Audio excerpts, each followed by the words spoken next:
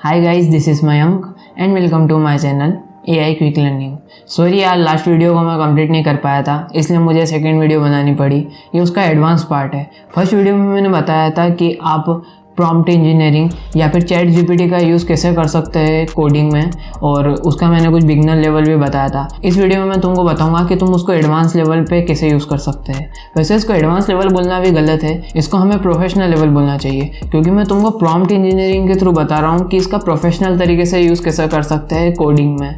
तो यार, इसको अपन एडवांस लेवल यूज़ बोलने की जगह इसको अब प्रोफेशनल लेवल यूज़ बोलेंगे। बट मैंने ये वाली वीडियो पिछले वाली वीडियो के साथ में ही रिकॉर्ड कर ली थी, और उस टाइम पे मैंने एडवांस लेवल यूज़ ही बोला है। तो यार, इस वीडियो में मैं आगे कहीं पर भी एडवांस लेवल यूज़ बोलूँ तो समझना कि वो मैं प्रोफेशनल लेवल यूज़ बोल रहा हूँ।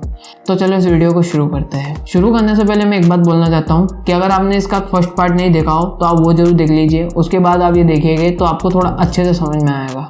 तो चलो इस वीडियो को शुरू करते हैं। अब यार, एडवांस लेवल यूज़ में मैं आपको एक न्यू चैट क्रिएट करता हूँ, और न्यू चैट क्रिएट करने के बाद मैं इसको पहले एक प्रॉम्प्ट दूंगा, उसके बाद अपन इससे कोड जनरेट करवाएंगे। तो इसके लिए मैं उसको पहले एक प्रॉम्प्ट देता हूँ कि act as the professional coder और programmer, your task is I will give you prompt to generate code. इसको मैं डबल इन्वर्टेड कोमा में देता हूँ जिससे उसको समझने में आसानी हो।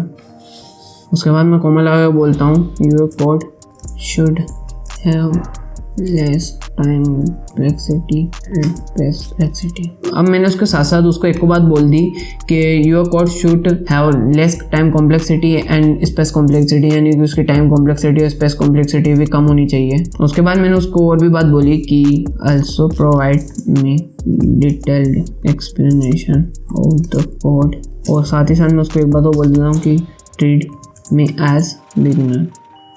अब यार, जैसे ही मैंने उसको ये प्रॉम्प्ट दिया तो वो खुद को एक प्रोफेशनल कोडर समझने लग गया है, और साथ ही साथ मैंने उसको ये भी बोला था कि तुमको कोड जनरेट करके देना है, तो वो कोड भी जनरेट करके देगा, और वो हर एक कोड में लेस टाइम कॉम्प्लेक्सिटी और स्पेस कॉम्प्लेक्सिटी को रखेगा, यानी कम से कम टाइम कॉम्प्लेक्सिटी और स्पेस कॉम्प्लेक्सिटी हो उस कोड में, ऐसा वो कोड अपन को जनरेट करके देने की कोशिश करेगा। साथ ही साथ वो मुझे एक बिगिनर लेवल का स्टूडेंट समझ के अच्छे से एक्सप्लेनेशन देने की भी कोशिश करेगा। तो यार, ये सब कुछ करने के बाद जब मैं उसको कोड देता हूँ कि write the code for tower of Hanoi. अब यार, टावर ऑफ हेनोई क्या होता है, इसको एक बार अपन समझ लेते हैं। टावर ऑफ हेनोई में क्या होता है कि एक टावर होता है जिसमें मल्टीपल प्लेटेस एक के ऊपर एक रखी होती है। वो प्लेटेस जो रहती है, जो सबसे नीचे रहती है वो सबसे बड़ी रहती है, और सबसे ऊपर जो रहती है वो छोटी होती जाती है एक एक करके। अब इसमें क्या होता है कि हमें इस टावर को एक प्लेस से दूसरे प्लेस पे ले जाना होता है। पर यार, इसमें कंडीशन ये होती है कि हम एक टाइम पे सिर्फ एक ही प्लेट को एक प्लेस से दूसरे प्लेस पे ले जा सकते हैं। तो इसी से रिलेटेड ये कोड होता है। तो जब मैंने इसको ये प्रॉम्प्ट दिया, और ये प्रॉम्प्ट देने के बाद मैंने इससे आउटपुट जनरेट कराया, तो उसने मुझे आउटपुट क्या जनरेट करके दिया, आप खुद देख लीजिए। उसने मुझे टावर ऑफ हेनोई का कोड जनरेट करके दे दिया। पर यार, अब टावर ऑफ हेनोई का जो उसने मुझे कोड जनरेट करके दिया, अपन ने उसको ये नहीं बोला था कि इस कोड को सी लैंग्वेज में जनरेट करके दे। ये मेरे से एक मिस्टेक हो गई थी, तो अब मैं उससे बोल देता हूँ कि इस कोड को सी लैंग्वेज में जनरेट करके दे। तो साथ ही साथ मैं उसको एक बात और बोल देता हूँ, write this code in C language. तो उसने अब मुझे इस कोड को सी लैंग्वेज में जनरेट करके दे दिया है। तो यार, ऐसे ही आप चैट जीपीटी की मदद से कोई भी कोड आसानी से जनरेट करा सकते हैं। अब आपने एक चीज़ जो नोटिस की होगी, उसने मुझे इस कोड में उस कोड का एक्सप्लेनेशन भी दिया है, जिसमें उसने मुझे इस कोड के बारे में सब कुछ बताया है कि उसने इस हर एक जो टर्मिनोलॉजी जो उसने इस कोड के अंदर यूज़ की है, या फिर उसने जो भी इसमें फंक्शनलिटी यूज़ की है, तो उसके बारे में भी उसने अपन को इस कोड के अंदर बताया है। अब यार, मैं उससे सेकेंड कोड जनरेट कराता हूँ, जिसमें मैं उससे बोलता हूँ कि write the code for quiz game. अब क्विज गेम की भी कुछ अपन उससे डिटेल दे देते हैं कि in the quiz game there should be only 5 question which is related to. अब यार, मैंने उससे नेक्स्ट कोड दिया है, और नेक्स्ट कोड में मैंने उससे बोला है कि write the code for quiz game. In the quiz game there should be only 5 question which are related to computer. अब मैं उससे क्विज गेम का कोड जनरेट कराता हूँ। अब मुझसे एक और बात बोलता हूँ कि if anyone will answer 3 question correct then say winner, otherwise loser. अब यार मैंने उसको एक और लाइन इसी प्रॉम्प्ट में दी है कि 5 क्वेश्चन में से अगर कोई भी पर्सन 3 क्वेश्चन को सही कर देता है तो वो इस गेम को जीत जाएगा, और अगर वो 3 क्वेश्चन को भी सही नहीं कर पाता तो इस गेम को हार जाएगा। तो जब मैंने इसको ये पूरा का पूरा प्रॉम्प्ट देने के बाद इंटर पे प्रेस किया तो उसने मुझे एक आउटपुट जनरेट करके दिया। अब उसने मुझे जो आउटपुट जनरेट करके दिया वो एक क्विज़ गेम है। अब इस क्विज़ गेम को अपन एक बार टेस्ट भी कर लेते हैं कि ये क्विज़ गेम सही भी है या नहीं। तो इसके लिए मैं इस कोड को कॉपी करता हूँ, और इस कोड को कॉपी करने के बाद मैं मेरे VS कोड पे आता हूँ, और VS कोड पे आने के बाद मैं इस कोड को यहाँ पे पेस्ट कर देता हूँ। अब जब मैं इस कोड को यहाँ पे पेस्ट करता हूँ उसके बाद मैं जब इसको रन करता हूँ, इसको रन करने के बाद अपन देखते हैं कि अपन से क्वेश्चन पूछ रहा है। अब इसने अपन से पहला क्वेश्चन क्या है, what does CPU stand for, CPU का फुल फॉर्म क्या होता है। तो अभी यार CPU का फुल फॉर्म जो होता है A होता है, तो मैं इसको बोल देता हूँ A। उसके बाद मैं इंटर पे क्लिक करता हूँ। उसने अपन से सेकंड क्वेश्चन किया। सेकंड क्वेश्चन होता है कि व्हाट रैम स्टैंड फॉर, तो रैम का जो फुल फॉर्म होता है वो रैंडम एक्सेस मेमोरी होता है, इसका भी आंसर यही है।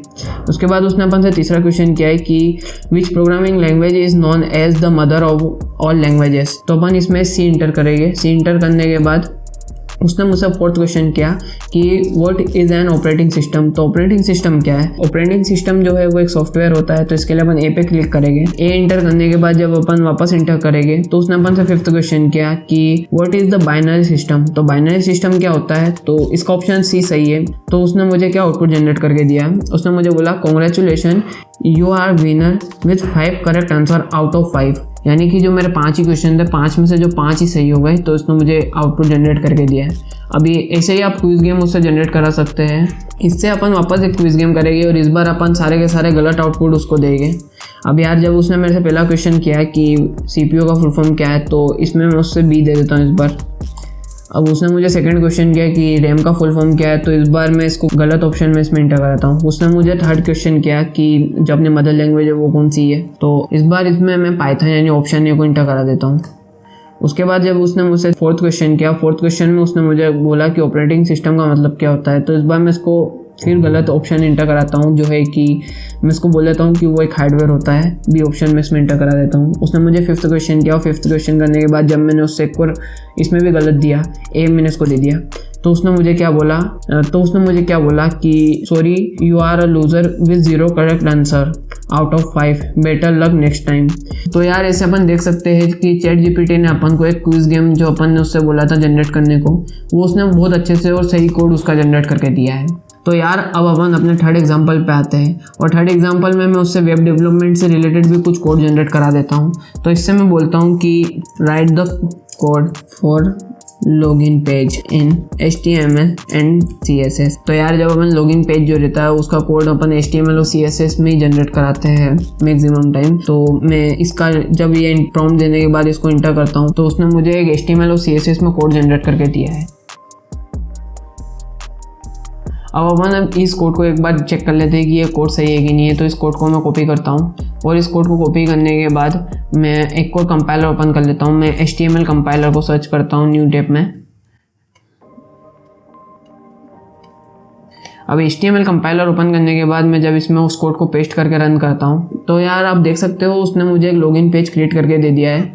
अब यार इसमें जो लॉगिन पेज है वो थोड़ा सा अजीब सा दिख रहा है, तो इसको अपन थोड़ा सा सेट कर सकते हैं। इसके लिए यार आपको थोड़ी बहुत HTML और CSS का नॉलेज जरूर होना चाहिए, क्योंकि बिना उसके नॉलेज के अगर आप चाहते हो कि आप कोड जनरेट कर सको तो आप कोड तो जनरेट कर दोगे, बट उसमें जो आप थोड़े बहुत चेंजेस करना चाहते हो वो आप नहीं कर पाओगे अगर आपको HTML और CSS लैंग्वेज नहीं आती होगी। तो यार अब इसने जो है कोड अपन को जनरेट करके दिया है, उसमें इसने जो है बॉक्स है ये थोड़ा सा अजीब सा क्रिएट कर दिया है। तो इस बॉक्स को अपन सही कर देते हैं।